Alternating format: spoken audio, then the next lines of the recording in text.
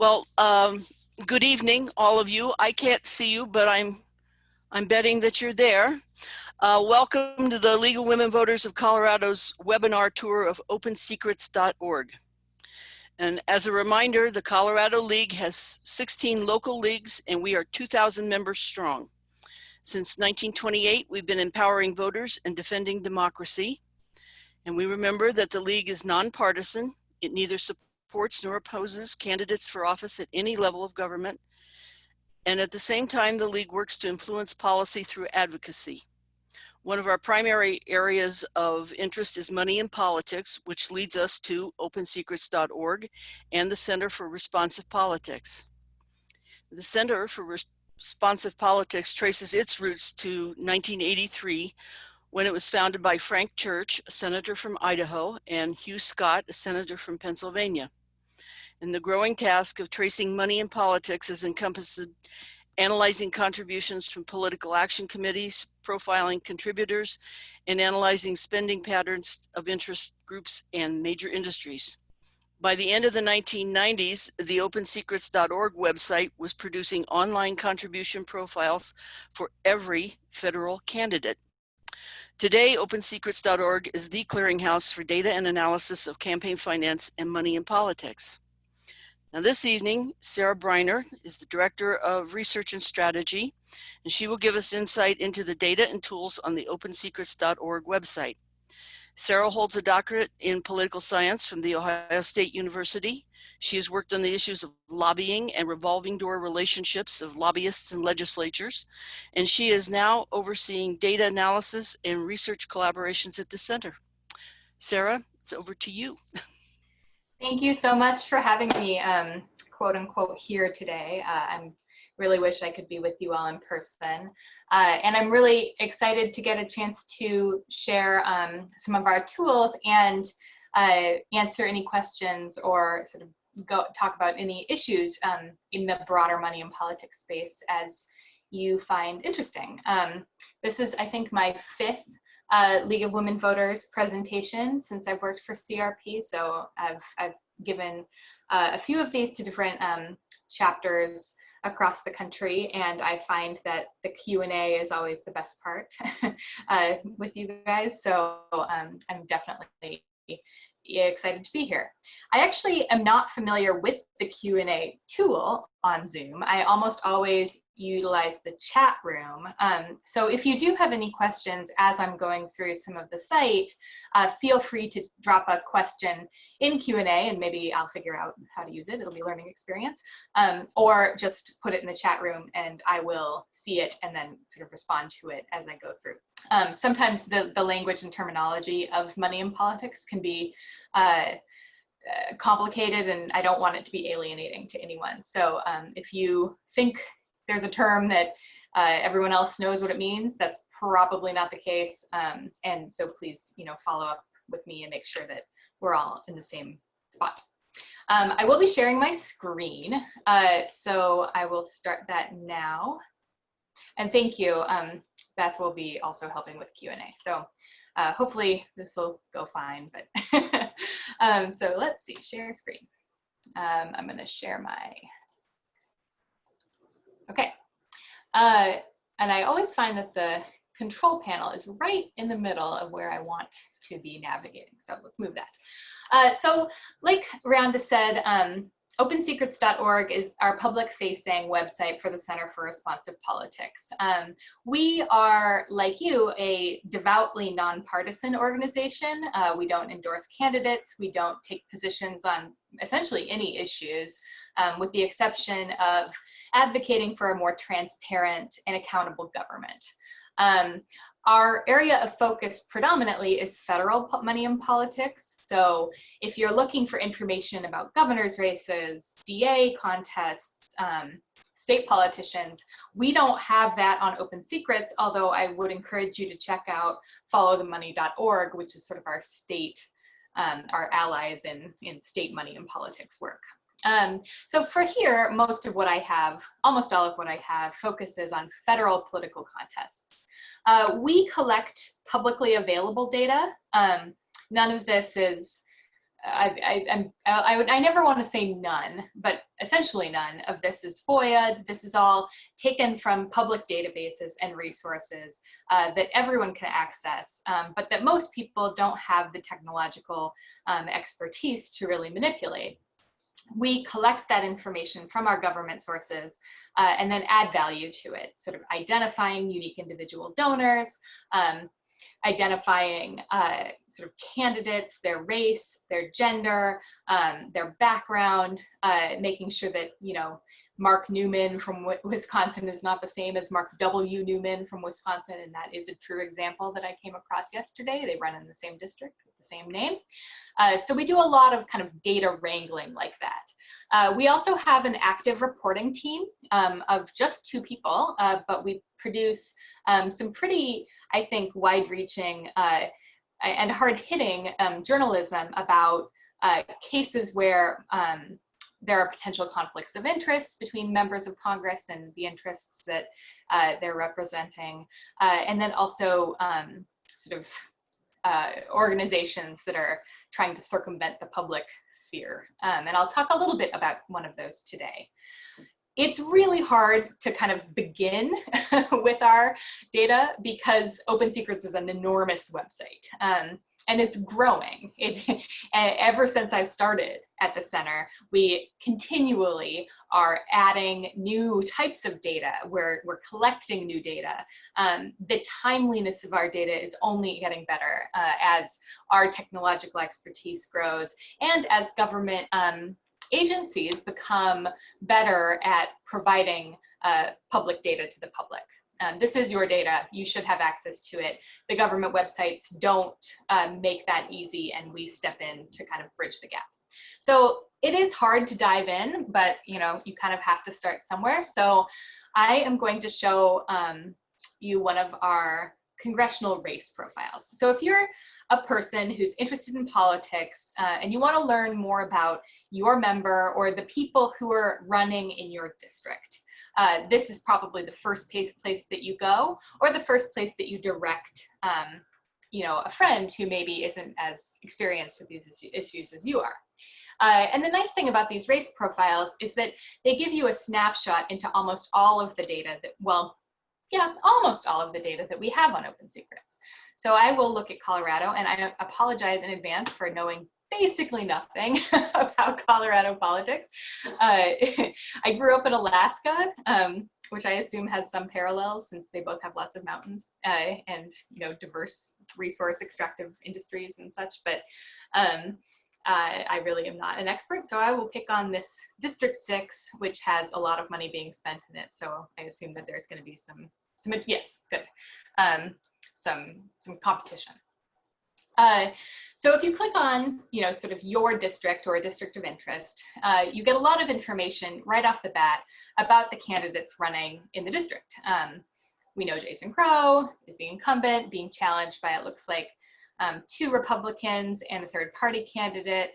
Just me looking at this without knowing anything about this race, you know, $589,000 raised so far is a significant chunk for a challenger. So he's probably the leading contender. Again, I don't know anything about this district, but this is just sort of the broad snapshot. We don't really do anything to these numbers. The candidates are required to file this information with the Federal Election Commission once a quarter.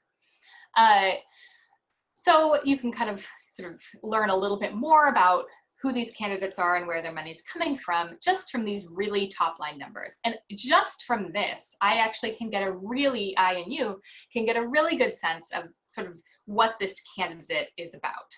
And again,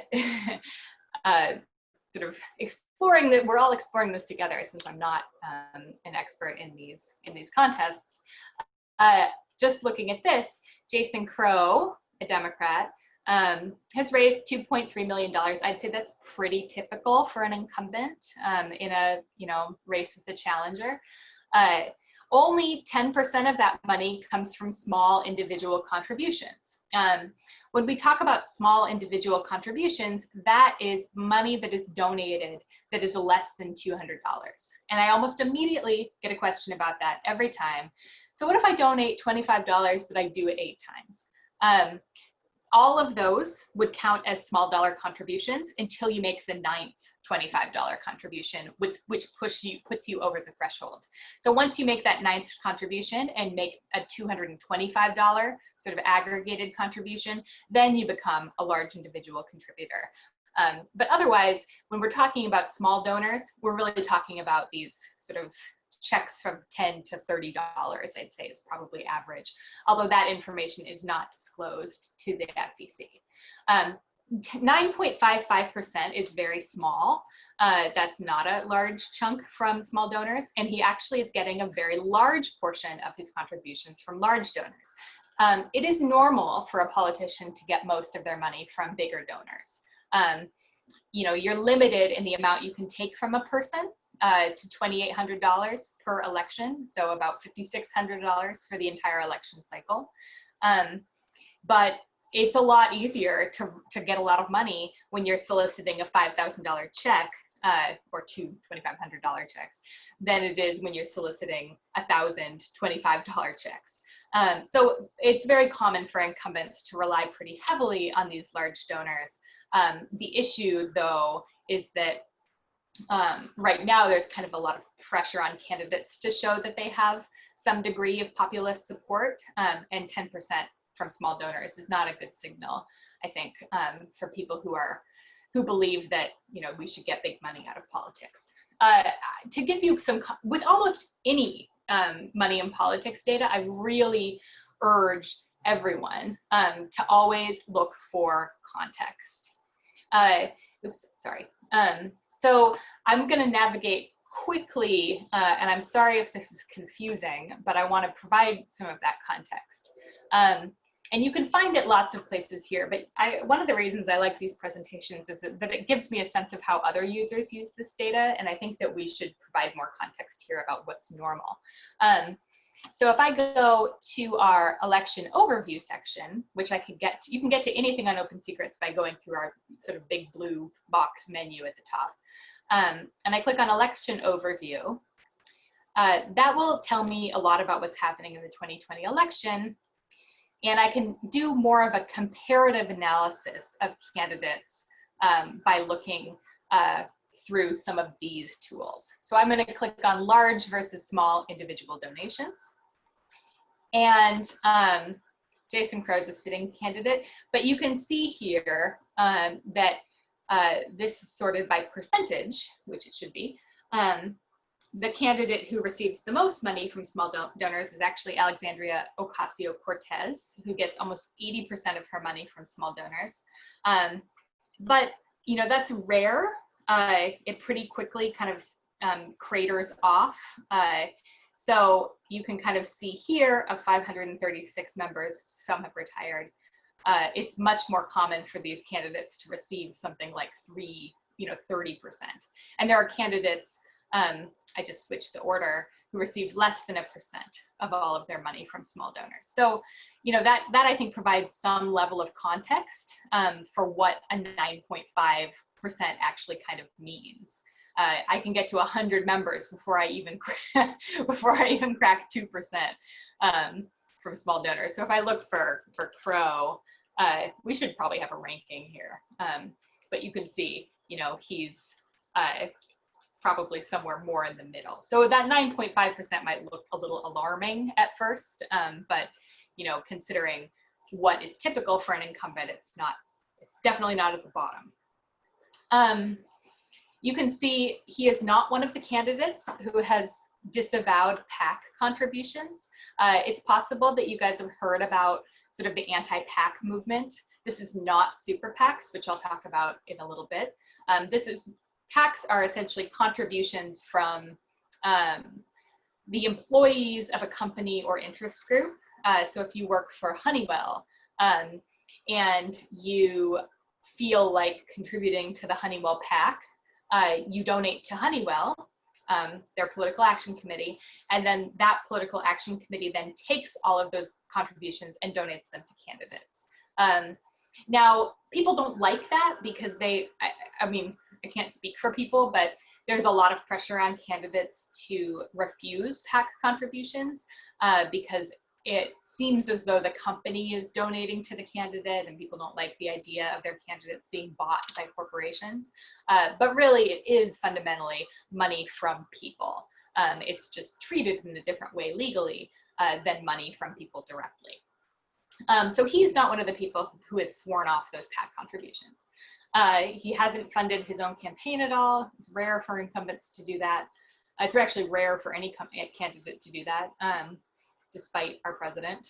And so those are the big takeaways. So you can look at his challenger, who has an even smaller, percentage of money from small individual donors. Although right away, the thing I noticed is that this candidate, Stephen House, is self-financing his election. Obviously, he's getting more money from large donors than he is from himself, but to be giving $98,000 to your own campaign, we would call that a self-financed candidate. And again, to kind of go back to that context, navigating over to the election overview section, you can see the list of self-funding candidates under our candidate little tab. So you can, this only shows 2018, but you can kind of see how most of these self-funded candidates are not successful. There are some big exceptions, but if you kind of go down the list, it's a lot of loss. But you can see how much is sort of average and typical to be giving to your own campaign. Obviously, it varies depending on the type of race. So he's not giving himself $1 million, but 98,000 is significant for a candidate like that. So most of that just comes essentially from the candidates themselves. So what purpose do we have in this world? What we do is we take those large individual contributions and we standardize the employer information. So if I work for the Center for Responsive Politics and I make a political donation, which I never would, because we're nonpartisan and it would be kind of a difficult thing for me to do and maintain that nonpartisanship. And I list Center for Responsive Politics as my employer, and then maybe I list CRP as my employer on a different contribution. What we do is we take that information and we kind of merge it into one employer record and display that information as coming from that donor. A lot of people don't like this method because it makes it look as though the companies themselves are contributing to the candidate. We get questions about that a lot. But the reason that we do that is because large individual donors almost always are sort of high-level employees of these companies. And that's even more true historically. So you're not talking about like the person who is bussing dishes at the University of Colorado. You're usually talking about the provost. So the interests of the people who are donating, we believe, are more in line with their sort of industry that they work in than those people who might not be in such high positions. Also, given that individual contributions are capped, if we weren't to do this, you would just have a list of people. And I don't think that that provides a lot of information to people about the kinds of interests who are supporting that candidate. So you can see he's getting a lot of money from law firms, some liberal interest groups like End Citizens United and the Democracy Engine, SEIU. These are pretty typical. Getting a little money, you need, excuse me one second, you need to go upstairs. Can you go find your dad? Please. I will text him and tell him to come downstairs. Okay.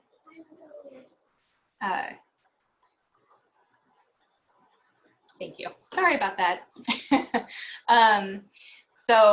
Yes, you can see all of these companies and their employees giving to this candidate, and you can see how they compare to his opponent, who is getting his money from a bunch of companies that I don't recognize, and like Flat River Ventures, and then some that I do, like Molson Coors.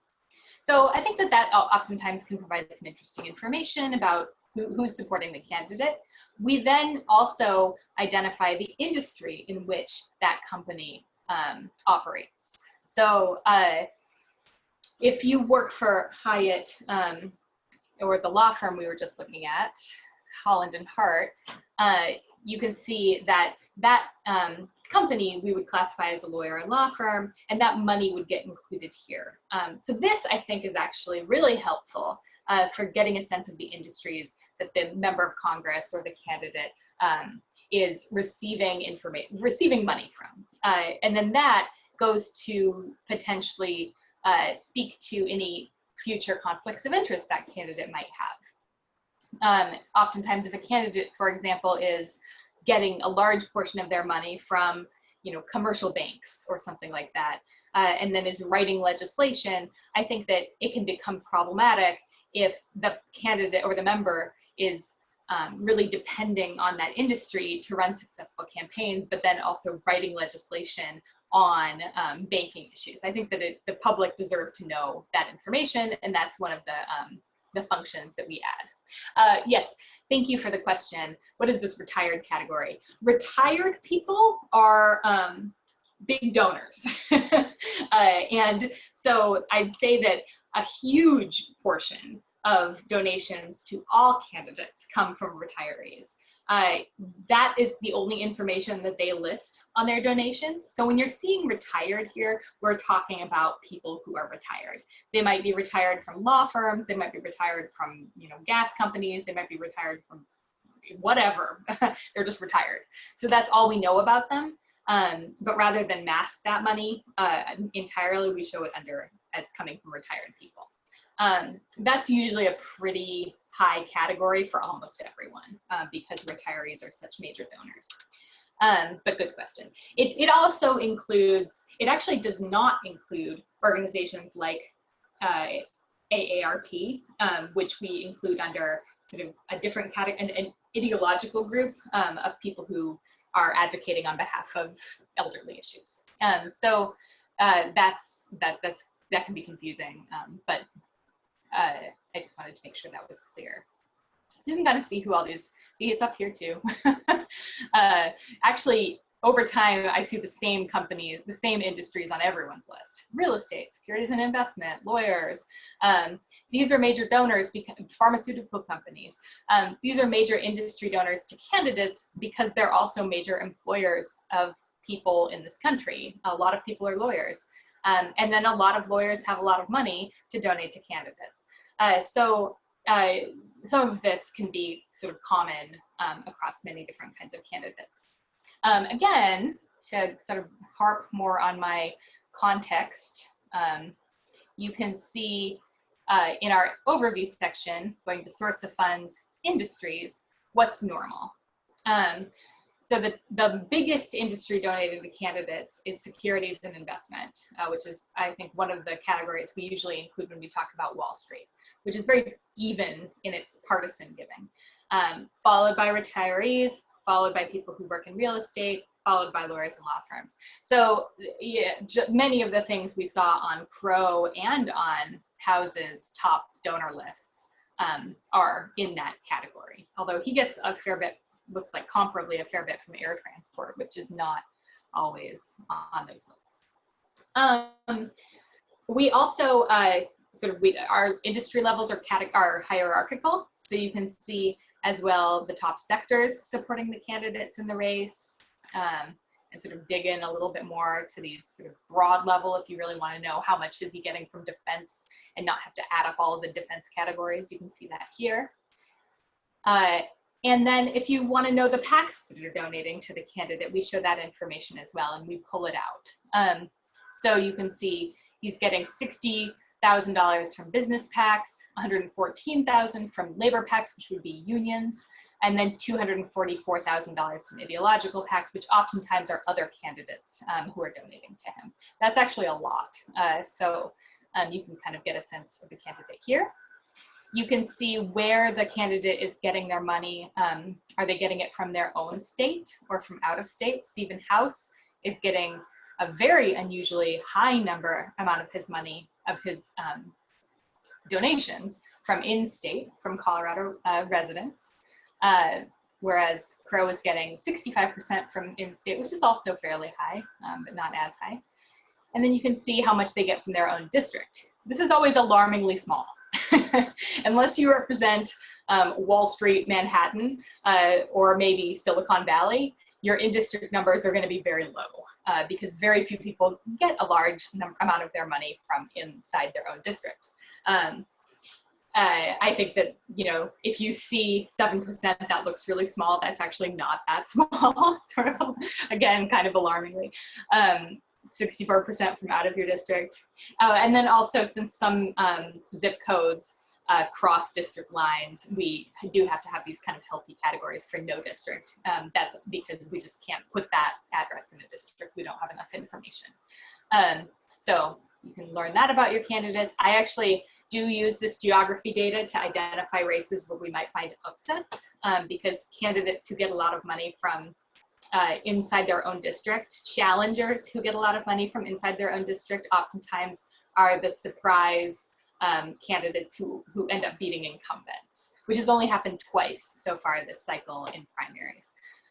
But oftentimes that can be kind of a canary in the coal mine. If you're getting most of your money from inside your district, you might have more support from your actual constituents.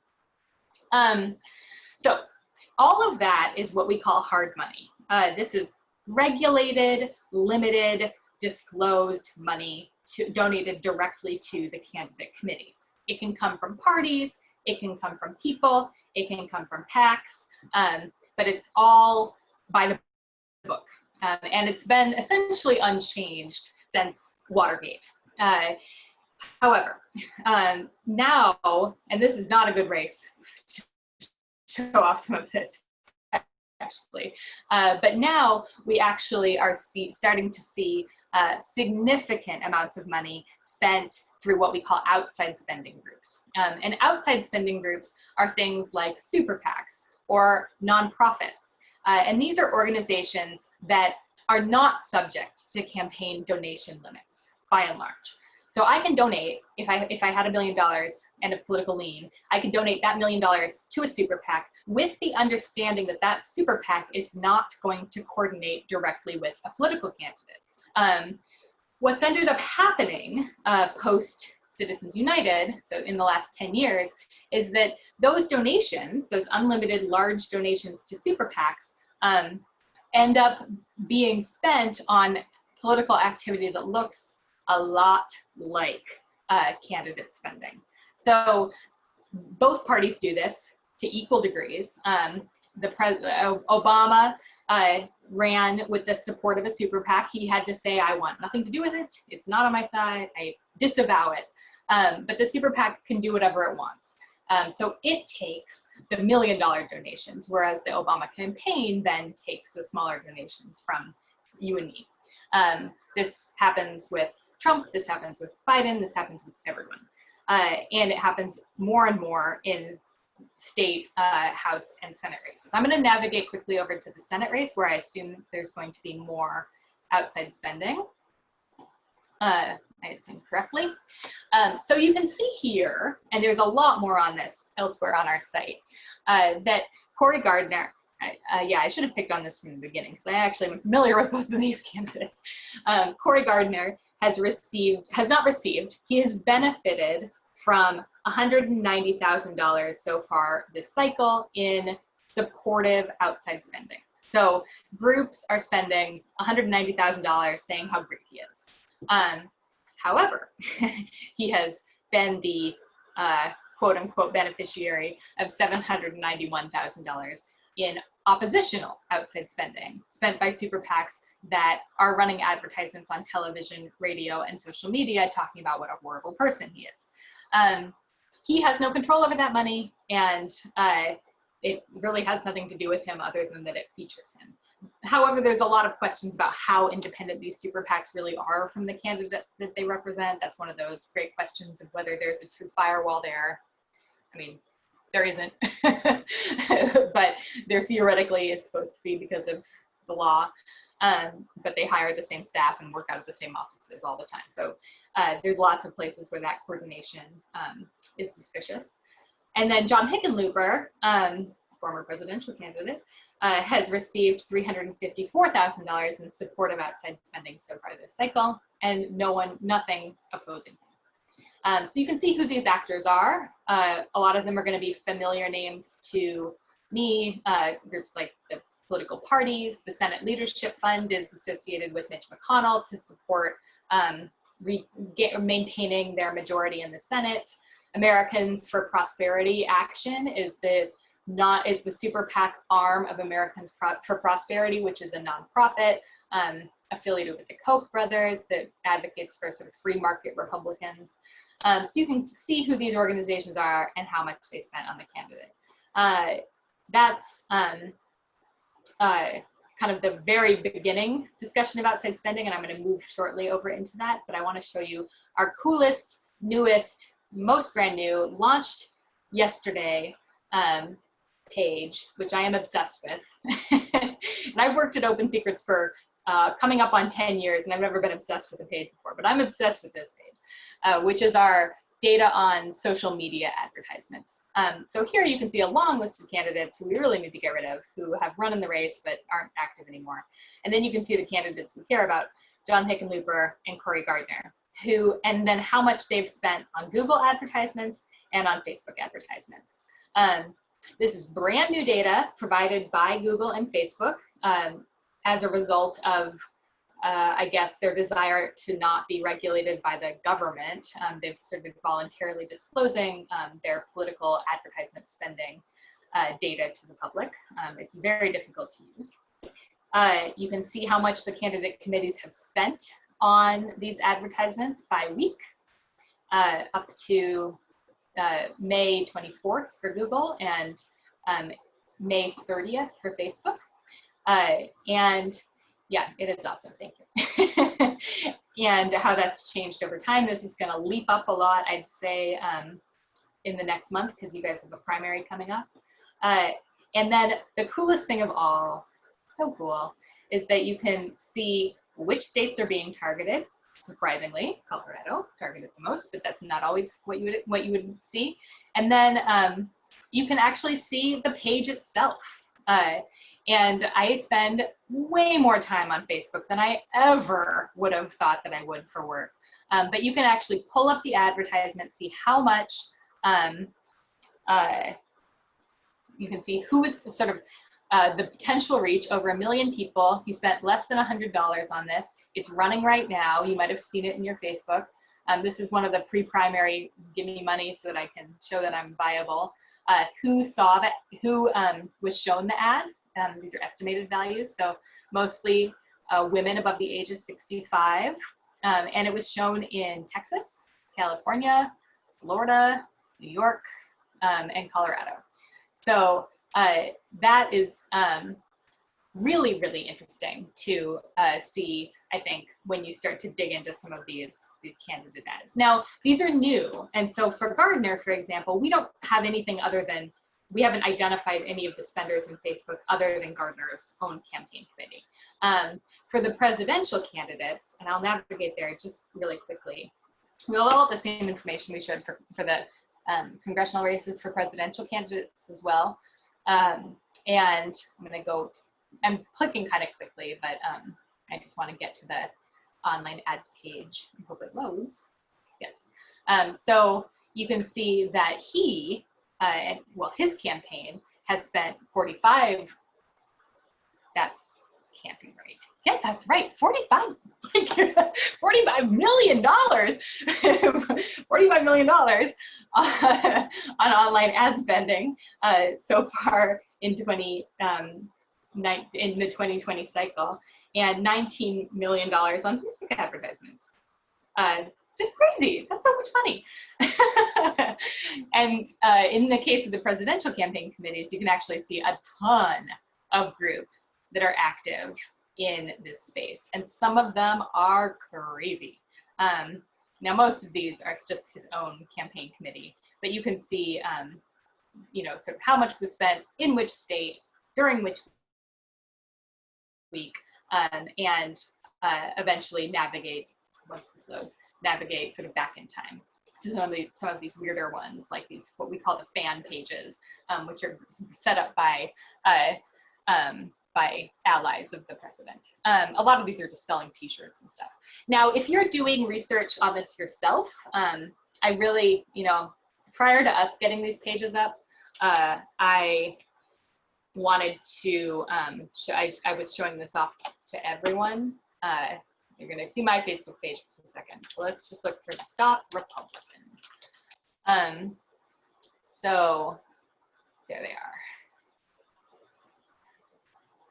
So on every Facebook page that buys advertisements of any kind, they have a page transparency box. And this is pretty new. So in that page transparency box, you can open it, you can see who the page owner is, which is usually the name of the company, where it's based, this one's in Chicago, where the people who manage the page are based. In this case, all of them are from the United States, although that is not the norm. And then what it used to be called when it was created, and then you can go to the advertising library. So there's a lot of information here. Facebook's own advertising platform search functionality is terrible. So it's really hard to search for things like quarantine, which seems like a topic that would be worth searching for, but it just takes you, like, it's just really terrible. And I feel like that since Facebook is such a technologically savvy company, it should be easier to find like search results for advertisements that have the word quarantine in them, which is a tool that they theoretically do allow to their users, but it just takes forever to get there. It's really bad. But we'll be building out more and more with our online ads information. But once you do get there, you can see the advertisements that are being run right now that use that word. So really interesting stuff. All of this is disclosed by Facebook, so we don't know if it's true or not. We assume that it is, and by Google, which I actually have more confidence in. And in Google's case, they actually let you see the actual advertisement. So navigating back to Google, you can see the specific ad that ran, where it ran, and what it looks like. Joe Biden voted for weak trade deals. Is that bad? BeijingBiden.com. Targeting, I believe, people in Pennsylvania. So interesting, you know, just to kind of dig in. Okay, so I'm running out of time. This always happens. There's a lot on my website. And I was going to talk about an article that we wrote recently using some of these sort of tools. And I just want to speak a little bit about that, which is to talk about something called the Judicial Crisis Network. I am constantly in the process of writing Twitter updates and Facebook updates to people saying, you should not believe any, and I am not a paranoid person, I trust the media, but if you see something on Facebook, I will never look at something on Facebook without clicking on that page transparency box, but because you would be astonished how much information is on Facebook that looks exactly like media, that is actually funded by random people who own 60 Facebook pages, many of which are just trying to sell t-shirts. It's bizarre how many people are out there trying to just kind of mess with our media markets. And so I really believe that one of the easiest things to do to learn more about and sort of stop the spread of misinformation is to just click on that box and learn who is running those advertisements and who is operating that page. Is it the real, if you search Donald Trump, if you search for Donald Trump, you'll get his actual page, but you'll get about, well, not all my friends talking about Donald Trump. If on yours, you'll get a bunch of stuff that's like Donald Trump for president. That's not actually his own presidential campaign page, because people can set that up and say that it's him and it's not, and it's just bizarre. So that is even more true in the world that we call dark money, which is actually better navigated to by going through our outside spending section, where you can look and see the groups that are spending in congressional and presidential races through super PACs and nonprofits, like I mentioned earlier, and showed you the example on the Gardner-Hickenlooper race. So here you can toggle to non-disclosing groups. That's what we call dark money. These are groups that are allowed to spend a certain amount of money on political candidates, sort of supporting or opposing political candidates and issues, but due to their nonprofit status, they do not have to disclose their donors to the FEC. So that's bad. And that means that you can have these groups like the Big Tent Project Fund, which is a liberal focused 501c4 nonprofit that's spending $4.8 million without the public knowing anything about where that money is going. And so when it comes to cases like this, the Big Tent Project Fund, which I believe was an anti-Sanders, anti-Sanders nonprofit set up by some segment of the left. So organizations like this, we have no idea who these donors are. Womp womp. No nice lists, no industries, no nothing. And that's really unfortunate. But that's where we start to rely on journalists and local activists to sort of start to inform us about these groups, because they are required to file forms with the IRS documenting their financials. Those are usually way too late, but sometimes you can kind of see on the advertisement in states, especially like Montana, where any advertisement that mentions a candidate or issue has to say who the funders are of the ad. And so you can start to establish webs. And webs are really the way that we learn about who's funding these dark money enterprises. So I really urge you all to, and I'm gonna have to navigate this again, this control bar is just always in the worst spot, to read this Guardian piece that my colleague Anna, that I'm gonna share in the chat room, my colleague Anna wrote with Sam Levine about the Judicial Crisis Network, which is a dark money organization that was, shrink this massive ad, that was set up to to support a lot of the Trump judicial nominees. Judicial Crisis Network was very involved in the Kavanaugh nomination, the Gorsuch nomination, and then kind of disappeared. But through looking at their nonprofit disclosures, and then also looking through their shared staff, we learned that the Honest Elections Project and brand new group set up at the end of 2019, which talks a lot about voter fraud, that the Honest Elections Project is just basically a rebrand of the Judicial Crisis Network. So JCC focused on these judicial nominations, and then very shortly after just converted itself to start focusing on voter fraud issues. This is all part of a big network of conservative leaning organizations backed by the Koch brothers and people from the DeVos family in Western Michigan. And so all of which we learn by looking at the network of shared staff, shared board members, shared office space in many cases, and then grant recipients. And it's just very hard because you can't necessarily see any information about these groups in any of our publicly disclosed databases. And the Honest Elections Project, as I looked up before I talked to you guys tonight, hasn't run any advertisements, so we don't even know anything about those. All we know is this very limited information that they put in their page transparency box, which is very slowly loading, but I promise doesn't say much about where they are or who they're accountable to. So not much here, and we rely a lot on our reporting team to dig into this, which I think and leaks from people who know information about these groups. So they have a website, and you can see the guy who is their executive director used to work at the Heritage Foundation. So we can sort of start to trace those threads by looking at sort of shared interests and resources. Here he is, Jason Sneed. So I think he was the former ED of the Judicial Crisis Network.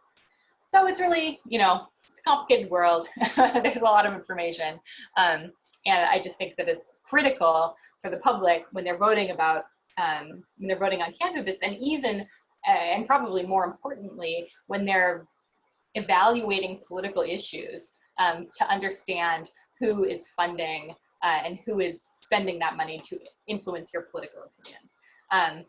And one of the things I really want to start looking into is those Open Colorado or Open Illinois, these groups that are advocating for loosening of the quarantines in states that have them. who's funding those? Are these all coordinated efforts? That's information that is not disclosed to the Federal Election Commission because they're not spending money on political advertisements, but might be able to be accessed through places like Facebook. And so I think that sort of these new frontiers of data, like the social media platforms, can really provide a lot of information for the public. So I did not save as much time for questions as I intended to, but this always happens. I just end up going off on these tangents about all of our data. And I do want to say that if you do have any questions that you want to share with me, I want to make sure you have my email. So I'm just going to put that in the chat box as well, if you have something you'd like to follow up with me for. But I am happy to take questions in the time that we do have. So thank you. So if anybody has questions, please put them in the chat box. That'll take a moment. And in the meantime, thank you. And that new tab is just, that is really impressive. The social media tab. Woo! Yeah, it's really awesome data. It's just unfortunate how difficult it is to work with. But we're going to be building out a whole platform, which I would show you if I was connected to our VPN. I could show you what the data looks like. There are so many state candidates, sheriff candidates who are running Facebook advertisements. I think there's something like 65,000 Facebook entities that have run ads so far this year that have no relationship to federal data. So we know nothing about them yet. And I think that that's, sort of the brave new frontier of money in politics work.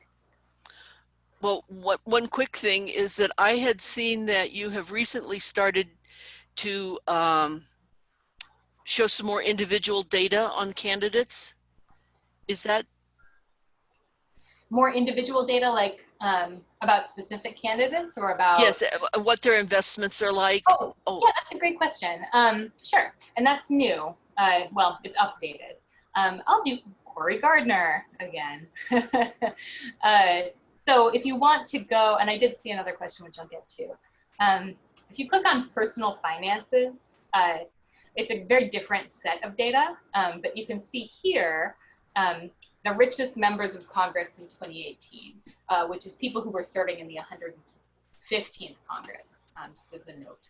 So who are these people, and then how much are they worth? Let's find Gardner. Gardner, search. There you are, 2018.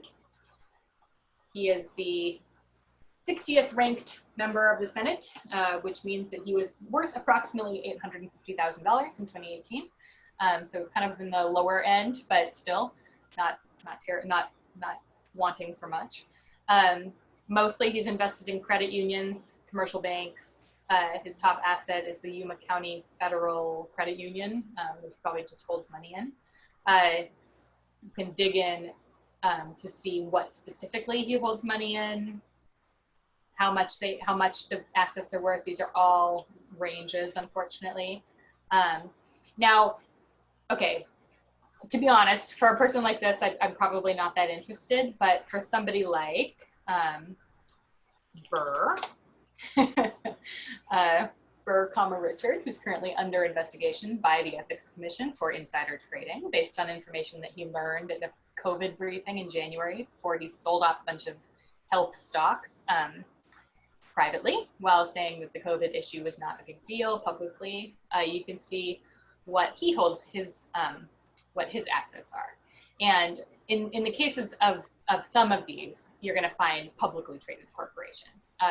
And when they buy, when they sell, how much they have invested in some of these corporations can, I think, be really interesting pieces of information to know when you have members of Congress who are writing legislation that would affect companies in which they directly hold wealth. So he's an example of a candidate or a member who does hold publicly traded corporate money. So there's a lot here. You can see where they have their third houses. You can see the reports themselves, which are terrible data. Some of these, I think the Senate ones aren't that bad anymore, but some of these House forms are just like, no, yeah, the Senate ones are bad. Oftentimes they're handwritten.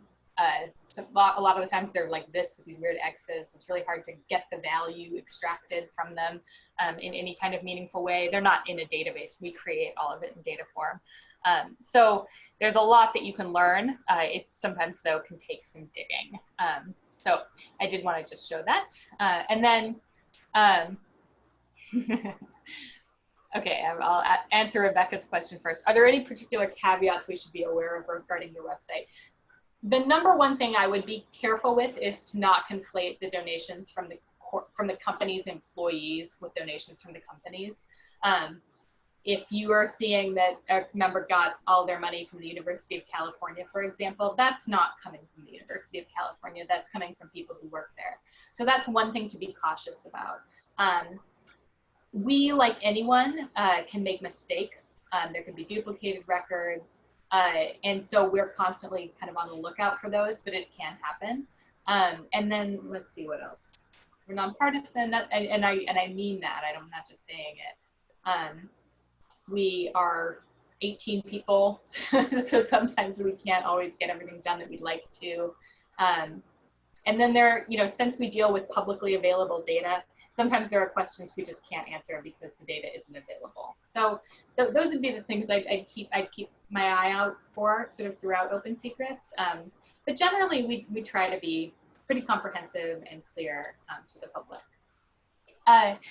I seem to present a clear and present danger to certain vested interests. I love this question. Yes. Do you know whether you are being watched by interests who don't like what you're doing? Yeah, I'd say that we're pretty innocuous because we do only provide data that's already publicly available. We're used by a lot of members of Congress. I can see through our web traffic that we get a lot of traffic from Congress and staff. We're used by most campaigns to look up information about their opponents, although you're not supposed to do that legally, but everyone does. We have been the subject of denial of service attacks before, and we do get angry emails from people demanding that they take off take off their name from our website, et cetera, because they don't want their employer to find out that they were giving to certain candidates and so on. Where, that's not really our place. We don't control what's required to be disclosed to the government. And if we were to delete you from Open Secrets, you'd still be visible on the FEC's website. So we're pretty, I think, lucky in that most of our users are pretty kind to us. And we haven't gotten into any major skirmishes with any of the actors that we cover. In fact, Stephen Law, who is a lawyer who works for one of the dark money groups that I referenced, actually said that he doesn't like being the subject of Open Secrets reporting, but does think that we do a good job in covering these issues. So, I mean, I don't know if that's a ringing endorsement, but it is nice to hear that some of the people that we cover in ways that might not be seen as favorable think that we're doing a decent job in covering them. I'd say probably what happens more is that we get emails from people who think that we're one of the PACs that we're covering, and then send us, this weekend, I got an email from a guy just cussing out, to our press account, swearing at us, saying that we're going straight to, Hades. And then 5 minutes later, he sent an email saying, oops, sorry, misfire. I'm sure you guys are perfectly nice people. So most of the angry emails I get are actually misdirected, but we do want to be on the right side of history, and so sometimes that would ruffle some feathers. Okay. Oh, I don't see, whoops, there's another one. This is a great question.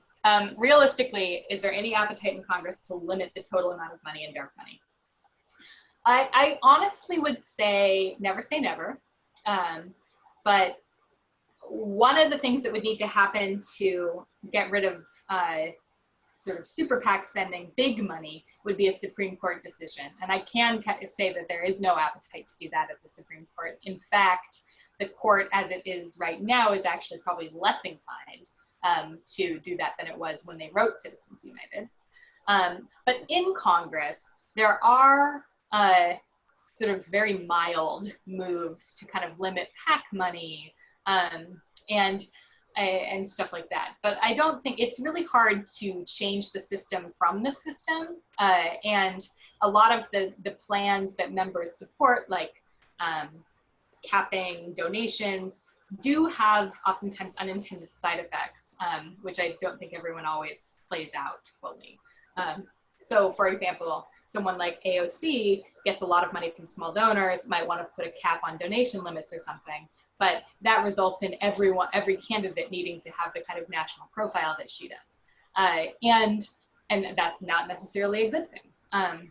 So as for limiting total spending by political groups, that is something that I think the courts have pretty categorically said is a no-go because of constitutional limits on speech not being allowed.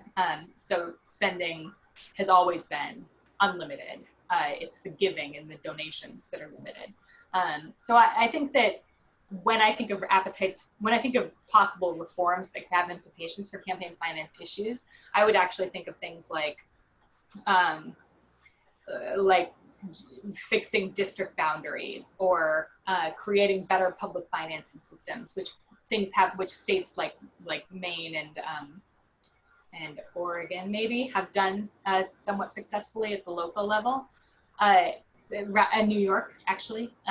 And I think that those would have interesting implications for the type of candidate who runs, not necessarily how much money is spent overall.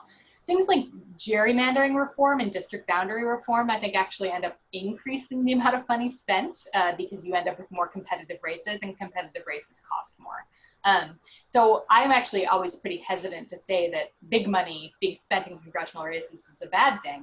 I actually think that small money being spent in congressional races might indicate that there's no competition. And that, to me personally, not speaking on behalf of the organization, a non-competitive race is, to me, one of the worst things that we can see in congressional contests. I want every race to be contested. They aren't.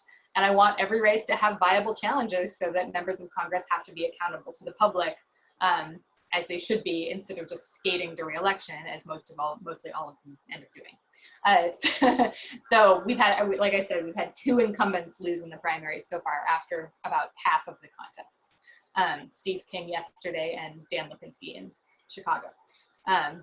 So I think that, yeah, just look at the 5th district in Colorado.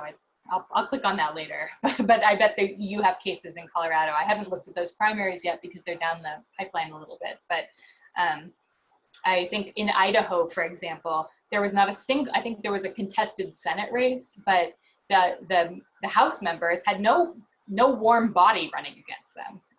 And that just, to me, is appalling. So there's going to be no money spent in those races. And that doesn't mean that we have a better democracy because there's no money in it. So I think that, it's complicated, but realistically, I do think there's possibility for reform. I think that it's far more likely that those reforms will happen at the state and local level.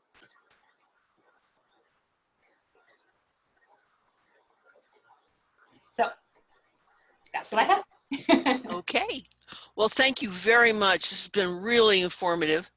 I bet all of us are going to be on the site, for the next week or so, peeking in all the corners we can.